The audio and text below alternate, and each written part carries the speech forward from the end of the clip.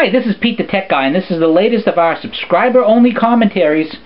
So, if you're watching the Tease and you'd like to hear the entire commentary, just go to the Tech Guy blog, DATECHGUI blog.com, hit the tit jar for any amount, and you will get this week's commentary. Hit subscribe for any amount, and you'll get the commentaries every week without fail.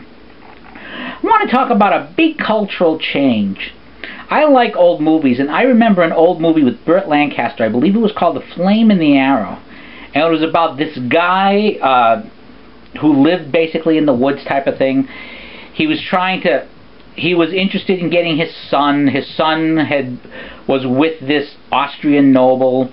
His wife had run off with the Austrian noble. And at one point he tried to get into the castle. Guy gets into the castle with a group of players. Now, the big thing about it is Burt Lancaster had been an acrobat and a circus performer in his youth, so he did all kinds of interesting stunts, great stuff. But the really interesting part about it was the idea of traveling players. Now, for those of you who aren't big into history, there was a time when performers and artists basically only would go from castle to castle, town to town. They might be street performers. The street performers you see today were the norm many years ago. The higher class performers would be in court. They would either be with a king, they'd be with a prince, or with a lesser knight, and they would count on that person for their keep.